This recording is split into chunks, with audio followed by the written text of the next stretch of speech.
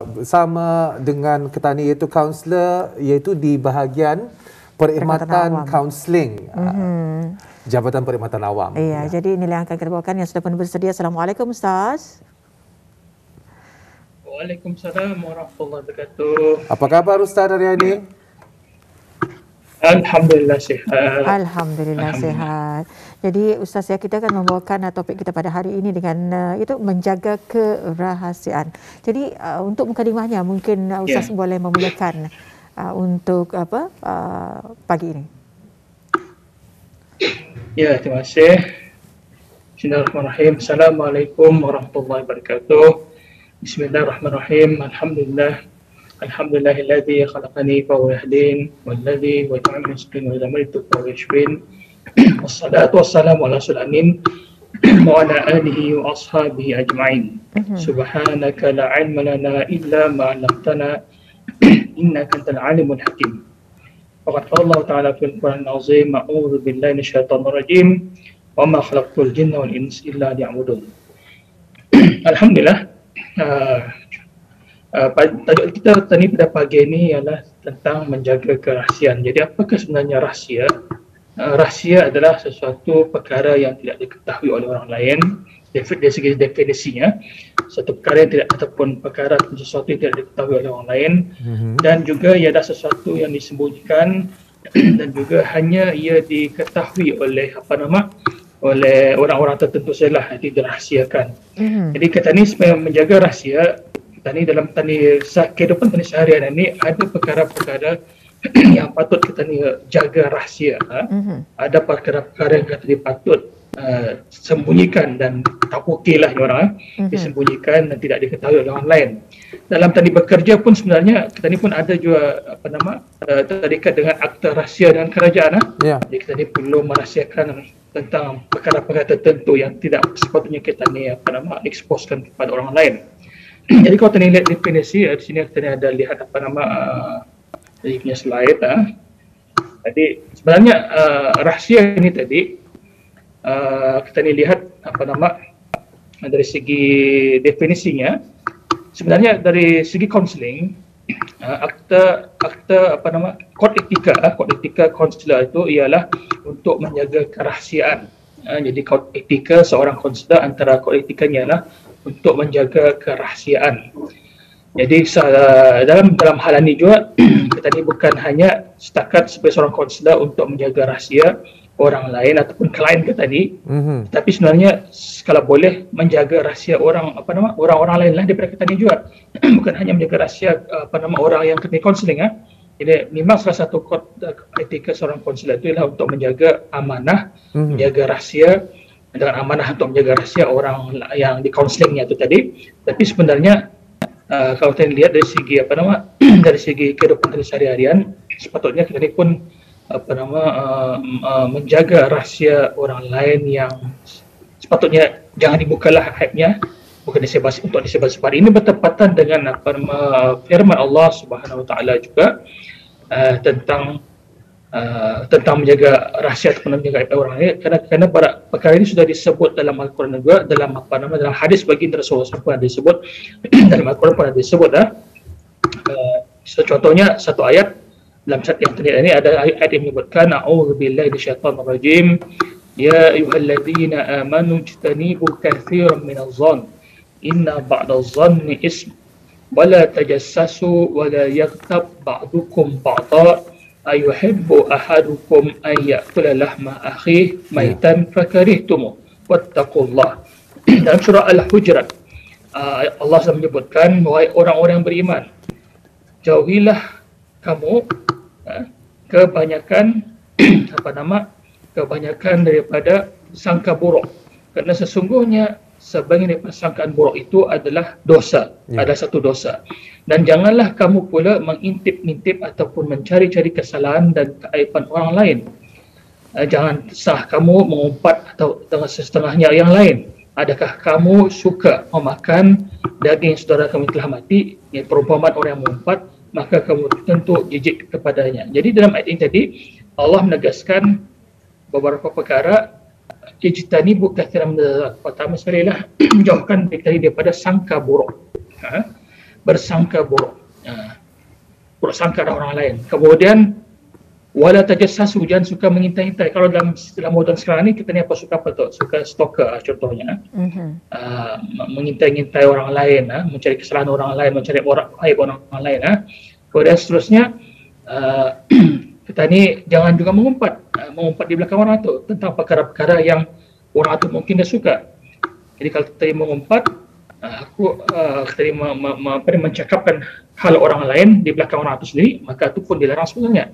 Ini berdasarkan juga dengan hadis daripada baginda Rasulullah SAW ada menyebutkan yang berbunyi, dan Abi Hurairah radhiyallahu anna Rasulullah SAW qala, atadruna mal ghibah? Qalu Allahu wa rasuluhu a'lam. Qala zikruka ahaka bima yakrahu. Qila afara'aita in kana fi akhi ma aqulu. Qal in kana fihi ma taqulu faqad ghabaitahu in lam yakun fihi faqad bahattah. Dalam hadis Rasulullah menyebutkan daripada Abu Hurairah, tahukah kamu kata Rasulullah apa dia ghibah itu? Jadi para sahabat dan para sahabat-sahabat yang ditanya oleh Rasulullah ini mengatakan Allah dan Rasulnya hanya mengetahui apa maksud ghibah itu. Maka Rasulullah pun bersabda, ghibah itu adalah sesuatu yang kamu bicarakan, ini hal saudara kamu di belakangnya, tetapi ia dah tahu tu tapi cerita halnya di belakangnya ia dah tahu. Kemudian sahabat bertanya lagi, apakah ya Rasulullah, apa pandanganmu ya Rasulullah jika sekiranya hal yang kami bicarakan tadi itu tentang ke dia ini memang ada arah ke dia? Maka Rasulullah mengatakan, itulah ghibah sebenarnya. Itulah ghibah. Kalau saya benar berlaku, kamu ceritakan di belakangnya, ia dah suka, atau adalah ghibah. Tetapi kalau perkara itu bukan benar, kamu cerita satu yang dah benar, maka itu adalah dusta ataupun fitnah. Ya, ada dua perkara lah. Kalau tadi bercerita kepada kepada orang lain tentang hal seseorang, kemudian hal itu memang benar ada arah ke dia, yang ceritakan orang tu kalau dia mendengar, dia dah suka, maka itu adalah dikira sebagai ghibah atau mengumpat, berdosa.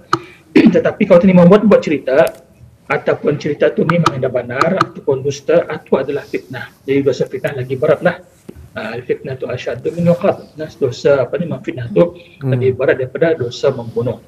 Jadi ini perbezaan keduanya. Yang sekarang ni kita lihat biasa kita buat zaman moden ini ialah, kalau sebagai seorang konselor, memang kewajipan amanah seorang konselor itu ialah untuk menjaga kerahsiaan.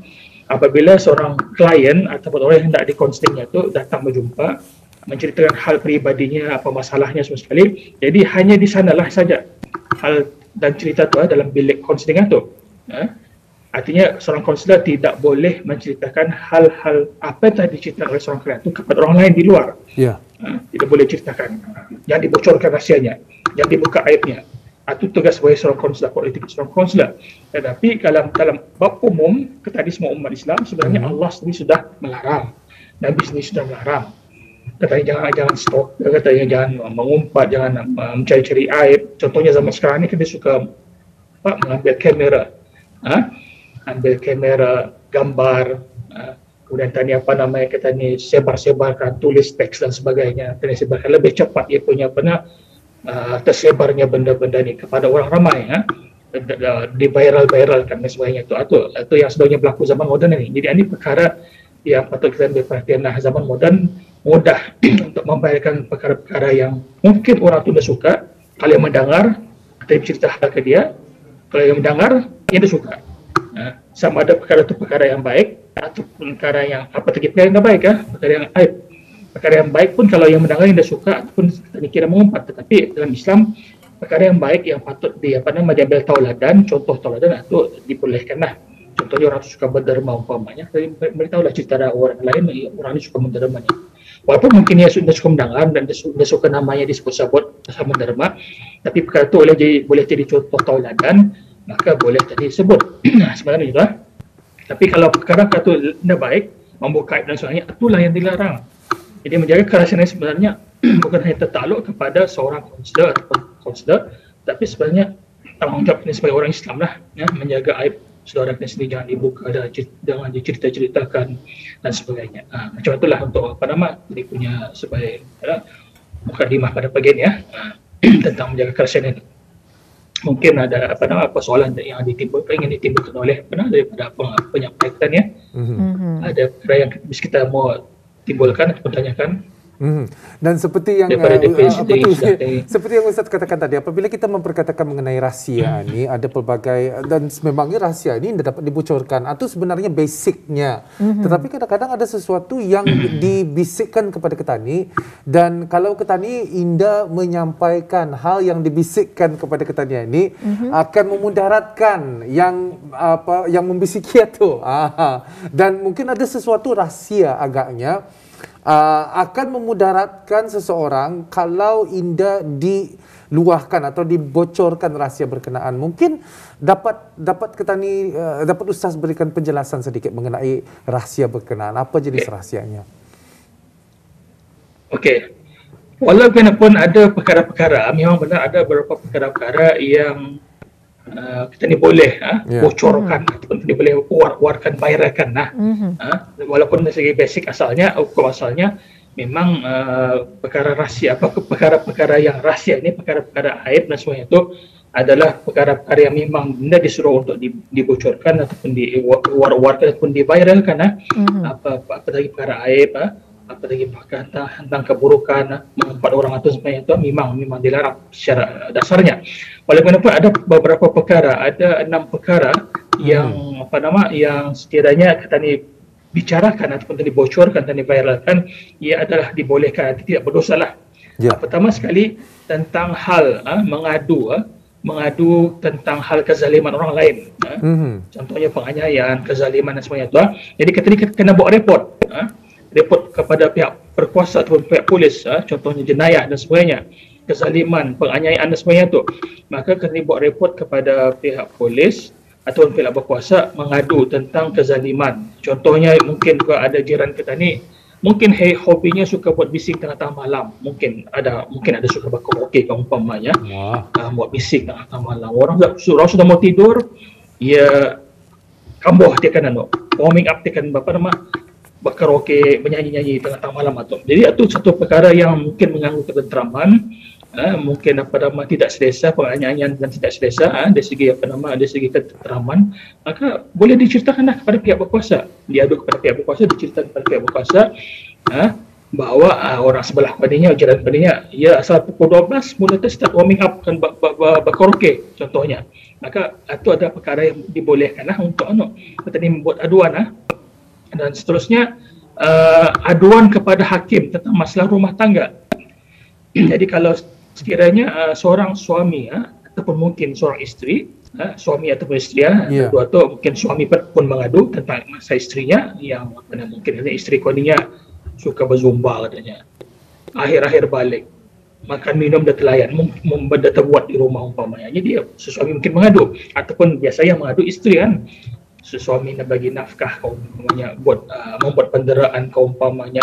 Maka hal-hal macam ni adalah dibolehkan untuk seorang isteri ataupun suami membuat aduan kepada hakim. Jadi berceritalah bercerita tentang keaiban rumah tangganya kepada hakim untuk menyelesaikan masalah rumah tangganya. Jadi itu adalah dibolehkan.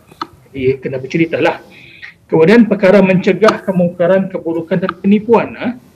Mencegah perkara kemungkaran, keburukan dan penipuan. Zaman sekarang ni contohnya selalu kita dengar scam contohnya, ataupun orang membuat keburukan, penipuan kepada orang lain. Contohnya ada rana umpamanya yang mengambil duit saja tapi barang dah dihantarnya contohnya. Jadi kita ni terpaksa memberitahu kepada orang lain untuk kebaikan orang lain itu supaya indah tertipu. Contohnya dengan rana tadi ni, yang rana ni ia tukang ambil tukang ambil duit saja tapi barang dah dihantarnya, ataupun mungkin barang dihantarnya tapi barang itu kalau mau hantar makanan esok boleh menghantar katanya. Contohnya terpaksa dia beritahu, terpaksa diceritakan. Kemudian kamu balangkan semua rana ni, kalau sekali kamu balangkan semua rana ni, kalau mau hantar barang makanan hari ini kamu hantar esok baru sampainya. Jadi itu satu perkara yang ada keburukannya lah. Itu terpaksa dia beritahu dan diceritakan. Jadi ini dibolehkan lah. Jadi untuk mengelak keburukan, perkara-perkara yang buruk berlaku pada kita ni, maka kita ni boleh membuat viral ataupun menceritakan tentang ialah penipuan-penipuan, masalah-masalah yang membuat keburukan dan sebagainya tu mereka cerita. Contohnya orang order barang umpamanya, barang pre-order umpamanya, kami boleh mengorderkan kita barang-barang tertentu sekarang, contohnya IRT boleh diorder dengan jumlah yang banyak. Ini orang berbot-bot mengorder barang tadi itu. Tahu-tahu ambil duit deposit saja ataupun ambil bayar penuh tapi barang dah sampai. Jadi ini boleh dia beritahu lah, disampaikan kepada kawan-kawan dan jangan tertipu dengan cara orangnya meminta bayaran dan sebagainya tu. Kemudian menjadi saksi di mahkamah. Jadi menjadi saksi di mahkamah adalah satu perkara yang perlulah kita kena cerita. Jadi hakim akan bertanya apa saksi kau tentang jenayah orang ini, maka terpaksa bercerita, buka aib dia lah bercerita. Jadi itu perkara yang dibolehkanlah di agama, terpaksalah bercerita, membuka aib tu sebenarnya, tapi kena diceritakan lah, terpaksa diceritakan kerana untuk pengadilan, saksi jadi saksi. Kemudian meminta fatwa, sama aja. Kalau tadi kan mau meminta fatwa, tadi kena berceritalah dulu apa masalah-masalah itu kepada mufti, kepada pihak mufti atau pihak yang berkuasa memberikan fatwa. Cerita secara detail apa masalah-masalah yang kita alami, apa masalah orang alami itu, kita mau fatwanya macam mana, jadi kena cerita dengan detail, barulah dapat dikeluarkan fatwa tadi, berikan hukuman. Iaitu perkara-perkara yang kita dibolehkan, diharuskan untuk kita ni bercerita ataupun meminta memberitahu kepada pihak-pihak tertentu untuk tujuan membuka aib ataupun berceritalah tentang kebenaran satu perkara tu. Kemudian apa lagi perkara yang dibolehkan untuk kita ni bercerita ni ialah tentang gelaran-gelaran, sesuatu gelaran kepada orang tertentu. Contohnya kalau satu kampung tu, kalau kini bertanya, kau tahu sekitar Matahir, contohnya lah, orang akan bertanya Matahir yang mana satu? Matahir yang kepala botaknya umpamanya, Matahir yang sepet matanya, Matahir yang tempang umpamanya.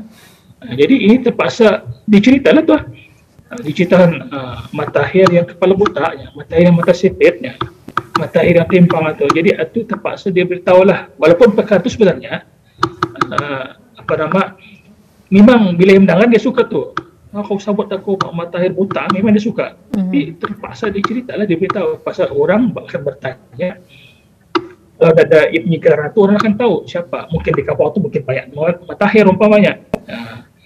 Jadi terpaksalah diceritakannya Matahir yang yang botak kepala, yang sepetnya umpamanya, yang tempang. Jadi ini adalah perkara-perkara yang diharuskan untuk kita ni bercerita atau membuka aib. Dari segi hukum dibolehkan, tidak berdosa. Iaitu tadi saya ulang sekali lagi tentang mengadu tentang kezaliman, penganiayaan, ini buat report kepada pihak berkuasa, apa-apa perkara-perkara yang zalim, penganiayaan dan sebagainya itu, untuk ketenteraman semua umpamanya kita ceritakan. Kemudian aduan kepada hakim tentang masalah rumah tangga, ini masalah suami isteri lah. Di suami isteri itu memanglah terpaksa berceritakan kepada hakim masalah-masalah yang berlaku pada mereka. Kemudian mencegah kemungkaran, keburukan, penipuan dan sebagainya tu, atau kena ceritalah detail. Macam saya coba bagi contoh dia tu, menjadi saksi di mahkamah, terpaksa dia bercerita detail membuat menjadi saksi kan tu. Kemudian meminta fatwa pun sama juga, kita terpaksa bercerita masalah itu secara detail. Dan juga untuk mengetahui seseorang tu tanpa gelaran. Kalau tanpa gelaran, kita akan tahu, orang tu akan tahu apa siapa orangnya. Jadi terpaksa bercerita juga tentang gelaran-gelarannya, tahu orang tu ada gelarannya tersendiri. Kalau ada, orang akan tahu. Jadi terpaksa cerita, walaupun hal tu hal yang mungkin ia suka bila ia mendengar. Jadi inilah konsepnya. Pada asalnya ialah memang sesuatu perkara yang contoh sebagai seorang konsta adalah menjadi kewajipan kepada dia, menjadi amanah kepada dia untuk menjaga rahsia bagi orang yang dikonselingnya. Tetapi secara umumnya dari segi hukum, dari segi dari segi agama Islam, dalam hadis Rasulullah, dalam Al-Quran, Allah menyebutkan, Nabi menyebutkan tentang menjaga kerahsiaan ini. Kata ni tidak boleh sembarang-barangannya untuk menyebar-nyebarkan berita-berita orang lain. Berita-berita orang lain atau kepada orang lain, membuka aib. Kadang-kadang orang zaman moden ni mudah mudah untuk memviralkan, mungkin dari segi video, dari segi gambar, buat teks umpamanya, ini mudah tersebar. Jadi perkara ini kena pastikan sama ada perkara itu adakah tidak termasuk dalam hal bab ghibah, yakni mengumpat ataupun membuka aib ataupun macam mana. Jadi kalau tidak termasuk, itu dibolehkan. Kalau termasuk, kita ni yang berdosa tu. Jadi kalau sekiranya orang lain terpengaruh dengan dengan kita ni punya dakwah ataupun viral tadi itu, maka makin bertambah dosa atau masalahnya. Jadi itu kena hati-hatilah. Terutama zaman moden ini, zaman cerbasannya ini, yang mudah untuk untuk kita ni menyebarkan dari segi gambar, dari segi teks, dari segi percakapan dan sebagainya umpama. Kadang-kadang ada orang bagi statement yang sedikit itu dikatnya. Yang panjang, yang huraian yang panjang itu dia mengambil. Sepatutnya ia mengambil huraian yang panjang, cakapnya yang panjang itu. Mungkin satu masalah diambilnya ada huraian yang panjang sebenarnya untuk memahamkan orang lain, tetapi ia mengambil yang sesi negatif saja, dikatnya saja. Yang awal dikat, yang ujung dikat, yang tengah-tengah diambil, yang negatif itu diambilnya, itu jadikannya alasan untuk disebar-sebarkan. Ini pun perkara yang sudah selalu berlaku lah, di kalangan kita punya masyarakat lah. Diambil caption sedikit, dikat sedikit, ada sebar-sebarkan. Ini semua berlaku jadi. Jadi ini upaya tu hati-hatilah dengan dengan tentang masalah menjaga rahsianya. Artinya bukan sewenang-wenangnya. Betul. Kita ni biar ni tahu sesuatu hal, tahu sesuatu perkara, kita ni mudah untuk menyebarkan kepada orang lain. Jadi secara ringkasnya di sini Ustaz, sebelum kita menutup tirai wawancara kita pada hari ini, antara nasihat Ustaz dengan topik ini bincangkan pada hari ini. Ya, silakan. Ya. Sebenarnya saya sudah terangkan dari awal tadi dari segi dari segi definisi, dari segi hukum, dari segi keharusan.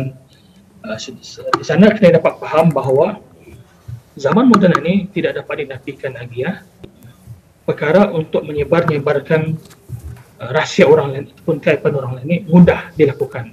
Kerana kecanggihan kita ni pada zaman moden ni kadang-kadang ketinggalan pang TV berita TV itu pang ketinggalan. Yang cepat kita ni dapat informasi daripada mobile ni sendiri. Dari segi media-media ada di dalam mobile ni sendiri, orang mudah membayarkan, menyebarkan berita-berita tertentu ataupun tentang kaiban-kaiban orang tertentu. Sedangkan orang itu sendiri dah tahu tu kena gambar, contohnya ada orang aksiden kena gambar, tapi dah tahu apa yang berlaku sebenarnya. Ataupun mungkin ada pertandingan di jalan umpamanya macam orang berkelahi yang kena gambar. Sedangkan mungkin ia cuma bercerita saja, tapi mungkin suaranya tinggi kah, macam orang berkelahi, kalau saya macam berkelahi digambar di video macam berkelahi, ini disebar-sebarkan, jadi timbul masalah. Jadi kita ni memanfaatkan media kita ni dari segi telefon kita sendiri, handphone kita sendiri, kemudian media-media kita ni itu tadi manfaatkan untuk tujuan kebaikan, untuk tujuan yang berpahala dan menyebarkan perkara-perkara yang baik dan mendatangkan pahala. Artinya kalau membayarkan sesuatu perkara yang negatif, maka ditakuti negatif itu mendatangkan dosa akan berpanjangan, berterus-terusan selagi orang percaya kepada apa yang disebarkan itu. Kalau membayarkan sesuatu perkara yang positif, yang baik, yang berpahala, maka selagi mana ia tersebar, selagi mana orang mengamalkan, itu akan menjadi pahala juara kita ni. Pahala yang akan putus. Umpama ibarat ilmu yang dah putus, amal jariah dari segi ilmu yang dah putus. Jadi nasihat saya untuk diri saya sendiri dan juga kepada para pendengar yang Allah sekalian dan juga penonton yang Allah sekalian, ini adalah orang berhati-hatilah dalam menyebarkan informasi. Jadi pikir-pikir timbang-timbang informasi ini bermanfaatkah ataupun sebaliknya. Jadi seperti menyebarkannya, timbang-timbang dulu sama ada manfaatkah ataupun ada keburukannya kah dan sebagainya. Jadi baru tadi menyebarkan dan diketahui sumbernya sumber yang sahih. Jangan sumber-sumber yang meragukan. Kalau sumber-sumber yang meragukan ditakuti macam maklumat palsu macam itu. Jadi tadi stoplah untuk menyebarkan maklumat-maklumat yang palsu ataupun tidak benar ataupun apa lagi yang memfitnah orang lain. Yang penting jangan sampai memfitnah orang lain. Ada punya kebaikan untuk semua lah. Peringatan untuk semua lah, insyaAllah. Baiklah, terima kasih Ustaz. InsyaAllah kita akan bersama lagi sama-sama. di segmen yang lain pula ya. Jadi kita jumpa lagi Ustaz. Assalamualaikum. Waalaikumsalam warahmatullahi wabarakatuh.